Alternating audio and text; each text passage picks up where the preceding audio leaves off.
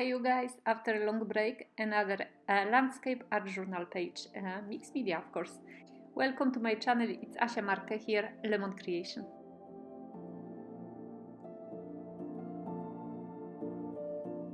I have to tell you I'm going for a safety in this project, so lately my favorite art journal format is the landscape, and because I was sick I got very, I think, energyless, and it was very hard to come back to actually doing movies. You probably noticed that I haven't posted anything for more than 1 week. So I said to myself, okay, since I like this format, I'm gonna stick to this format. And I used a set after Unity stamp from PaperArtsy. This is actually a stamp which I was offered, so it comes, it's not mounted. So what I'm doing, I'm actually putting a little bit of repositionable glue on the back of it, and like that I can stick it easily to the block, to the acrylic block. And as you see, the stamp didn't print well. I could have used the stamping machine, but as I said, I'm a little energyless, a little bit lazy almost.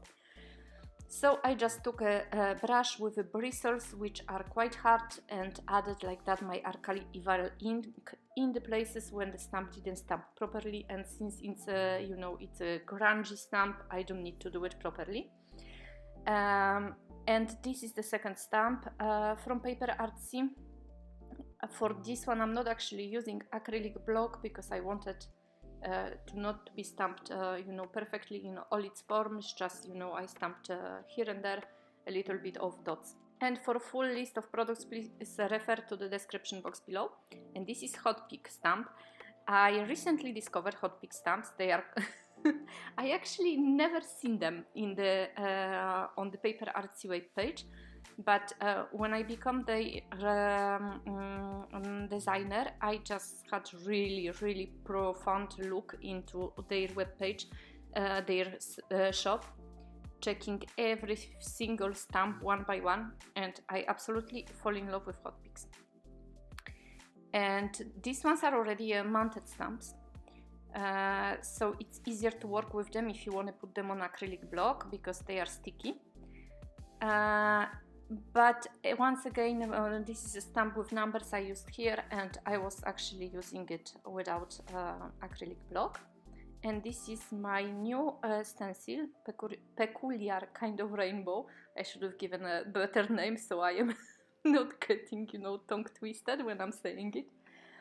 And this is the very first time I'm using it. It's very weird because I released the new stencils maybe 2 weeks before I fall sick. And so, you know, I didn't actually have time to work with all of them. And so this is the very first time I'm working with it. And I have to tell you guys one thing. I'm using a cream paste from Stamperia. By far is the best paste for me to use. It's so cool. It's not running under the stencil. You know, there are some stencils which have very intricate motifs, and, you know, and the pastes which are kind of runny, and when you apply them, you know, later they are not perfect. You know, your stenciling is not perfect. This one is just incredible. I really love this paste. It's very easy to spread, you know, with the knife, with the palette knife, and also really, as I said, it doesn't run under the stencil. Look at that, guys, it's just amazing. I don't think this stencil is particularly intricate, so I don't think the pastes, you know, more liquid would run.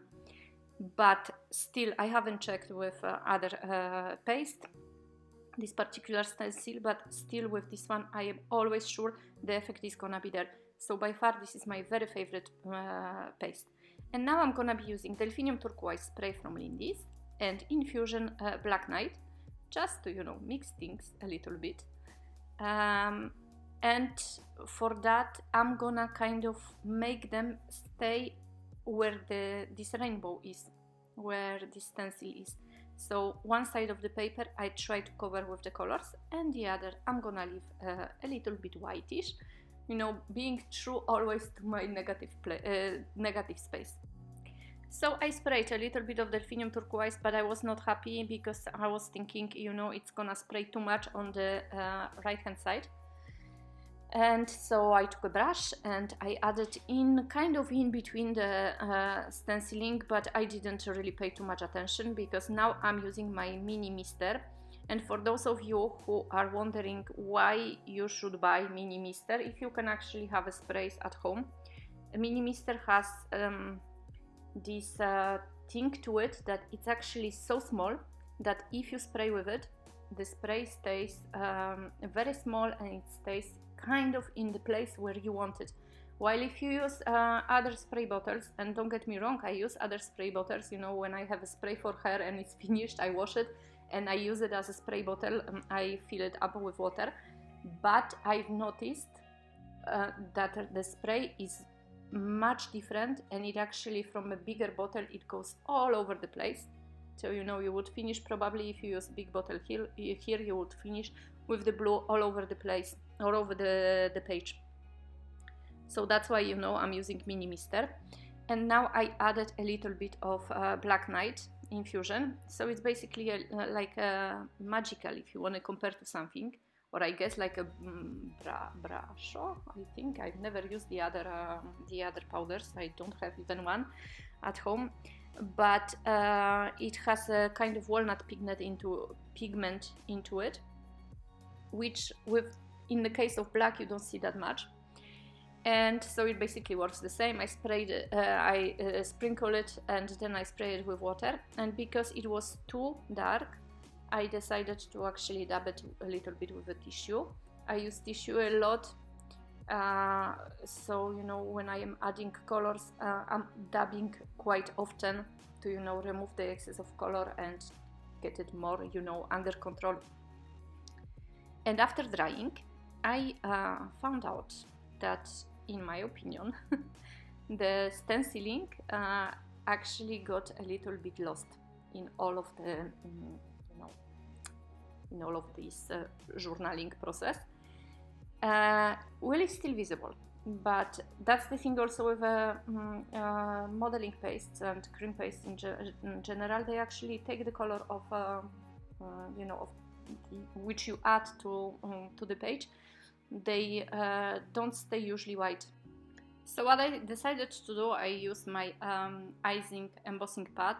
It's a pad who lived through a lot, and I dabbed it, but very, very delicately onto the raised surfaces, and then I covered it with a purely white embossing powder from Lindy's, thinking that it may actually stick in between the lines, but apart from these parts here, which I am, you know, removing the embossing powder with the brush, it actually, you know, the embossing pad stayed very well onto the raised surfaces, and I could really cover it well with the embossing powder.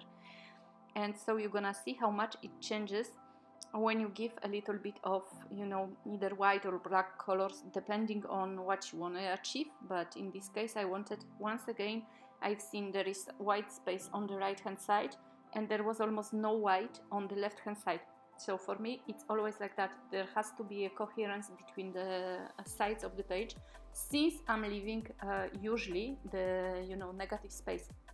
If you cover whole page, then you do it your way, but I find it's, for me, it works the best like that, you know, just having the coherence between one side of the page and the other side of the page.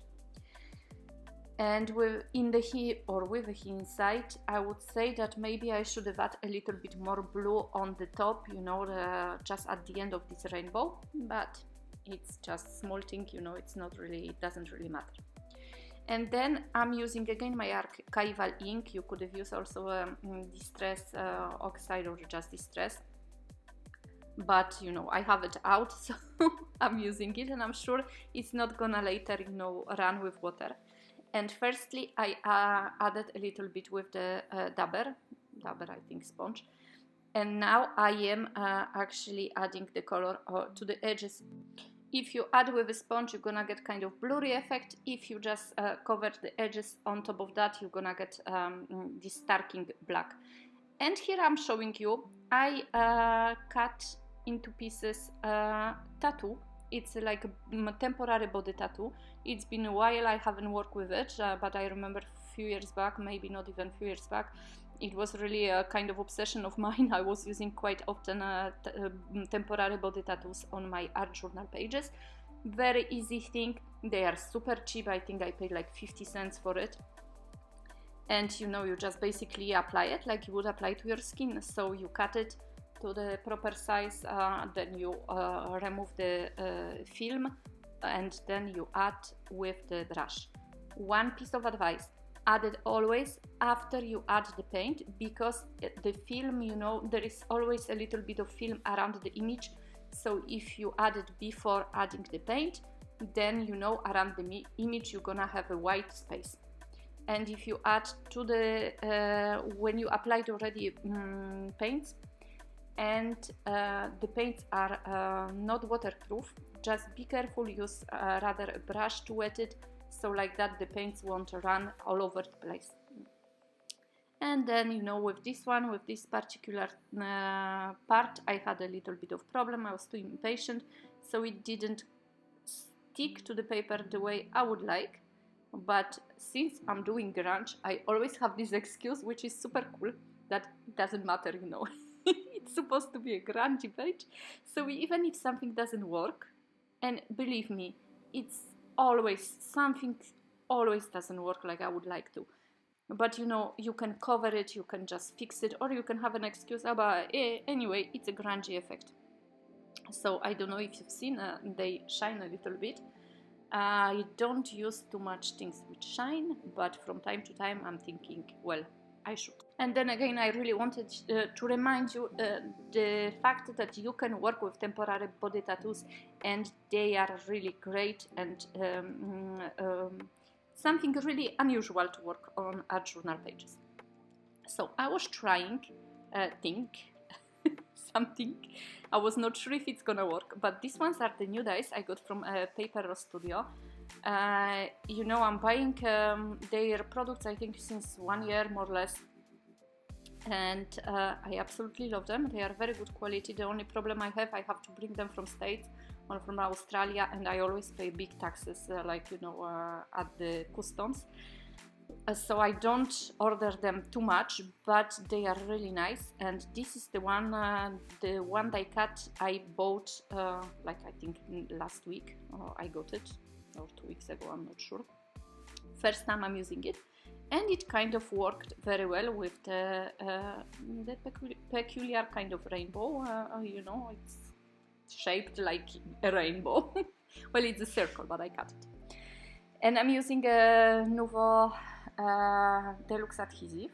Once again, one of my products, really very, very good products. And I'm struggling here because, you know, that they are so intricate that I don't have a place really to put the glue on. And on top of that, you know, there is my rainbow which is raised, so it's not really easy to work with, but you know, you get there. And don't even look at my fingers. I don't know, I always, when I do art journaling, I finish with the messy fingers, because I love working with fingers. I don't especially like tweezers. I always remove, you know, if I have double-sided tape, I remove it with fingers. I add waxes with fingers. This is for me the way to go. I feel it like that's what I'm doing. So I added few, like, you know, bits and pieces here and there with the Uni Pin pen, which is permanent and also one of my favorite products ever. And for once I decided to go for a very, very colorful focal point. So those are basically photos. This one I think I printed a long time ago, because I can see it's on the, how do you call it, not on the matte but on the glossy photo paper. Lately I changed to the matte photo paper because it's much better to take photos of, much better to work with. You don't leave by accident traces of fingers if you touch the photo. So that's also my advice to you. If you print out photos from internet for your art journaling, the best way is to go with the matte photo paper. I use usually Canon photo paper. Yes, but there is Canson paper, that's why I got confused. In this case, I glue it with a 3D matcher from Finnabair because, you know, of these raised surfaces. and I'm using the tissue to, you know, press it firmly to the background. Otherwise, as I said, you may leave the traces of your hands. And the last part, if I'm not mistaken, is gonna be adding a little bit of sentiment. I was thinking to leave it with the word Unity, because why not? But at the end, I found the sentiment which I liked very much, which I think make the page more coherent. So I decided to place it. And I have to tell you one thing, apropos the scissors you just seen at the edge of the screen. They are serrated scissors from Tim Holtz, and I have them in two sizes. The long ones, perfect for cutting long shapes, like for example the sentences I'm putting right now, and the small one for cutting smaller things. And they are actually non-sticky, so you know you can cut also double-sided tape, for example, and you can clean them very easily.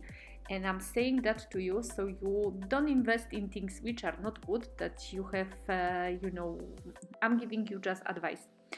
I'm not getting paid in any way to say that. For me, or to me, they are very, very good scissors. So just a piece of advice. This is it from me today. I wish you all, well, first of all, stay in good health. I wish you a lot of creative mojo, and I'm sending you big hugs, and see you soon. Bye bye.